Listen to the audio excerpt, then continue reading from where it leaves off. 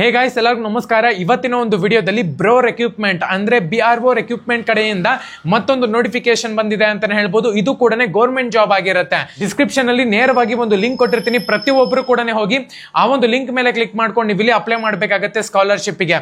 So ಮೊದಲನೇದಾಗಿ ನಿಮ್ಗೆ official link ಬೇಕು ಅಂತ ಹೇಳೋದಾದ್ರೆ ಜಾಬ್ ಇಂದು ನಮ್ಮ ಒಂದು ಟೆಲಿಗ್ರಾಮ್ ಚಾನಲ್ ಗೆ ಜಾಯಿನ್ ಆಗಬೇಕಾಗುತ್ತೆ. ಡಿಸ್ಕ್ರಿಪ್ಷನ್ ಲಿಂಕ್ ಕೊಟ್ಟಿರ್ತೀನಿ.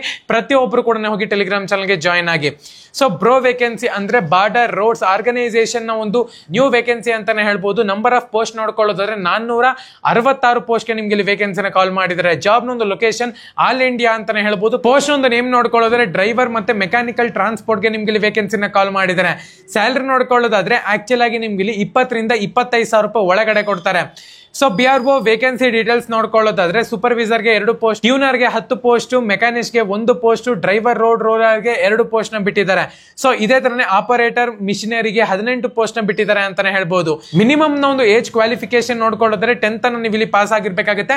ಮ್ಯಾಕ್ಸಿಮಮ್ ಬಂದ್ಬಿಟ್ಟು ನಿಮ್ಗೆ ಇಲ್ಲಿ 12th ಅನ್ನ ಪಾಸ್ ಆಗಿರ್ಬೇಕಾಗುತ್ತೆ. ಡಿಗ್ರಿ ಮಾಡ್ಕೊಂಡಿದ್ರ ಅಂದ್ರೂ ಕೂಡ ನೀವು ಇಲ್ಲಿ ಸೂಪರ್ವೈಸರ್ ಕೆಲಸಕ್ಕೆ ಅಪ್ಲೈ ಮಾಡಬಹುದು.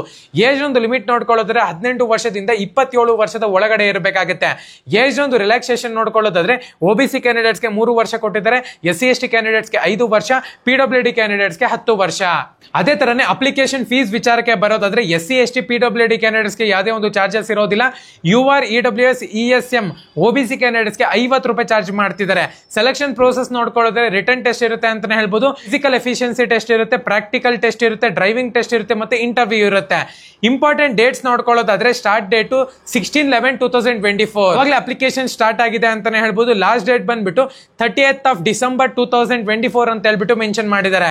ಸೊ ನೀವು ಅಪ್ಲೈ ಮಾಡಿದೀರಾ ಆಫ್ಲೈನ್ ಅಲ್ಲಿ ಅಂತ ಹೇಳೋದಾದ್ರೆ ಲಾಸ್ಟ್ ಡೇಟ್ ಬಂದ್ಬಿಟ್ಟು 14th Jan 2025 ತನಕ ಕೊಟ್ಟಿದ್ದಾರೆ. ನೀವು ಅಪ್ಲೈ ಮಾಡ್ತೀರಾ ಅಂತ ಹೇಳುತ್ತಾರೆ ನೇರವಾಗಿ ನನ್ನ ಒಂದು ಟೆಲಿಗ್ರಾಮ್ ಚಾನಲ್ ಲಿಂಕ್ ಕೊಟ್ಟಿದ್ದೀನಿ. ಪ್ರತಿಯೊಬ್ಬರು ಕೂಡ ಹೋಗಿ ಅಪ್ಲೈ ಮಾಡಿ. ಸ್ಕಾಲರ್ಶಿಪ್ ಬೇಕು ಅಂದ್ರೆ ನೇರವಾಗಿ ನನ್ನ ಒಂದು ಡಿಸ್ಕ್ರಿಪ್ಷನ್ ಲಿಂಕ್ ಇರುತ್ತೆ. ಪ್ರತಿಯೊಬ್ಬರು ಕೂಡ ಹೋಗಿ ಲಿಂಕ್ ನ ಕ್ಲಿಕ್ ಮಾಡ್ಕೊಂಡು ಅಪ್ಲೈ ಮಾಡಬೇಕಾಗುತ್ತೆ. ಧನ್ಯವಾದ.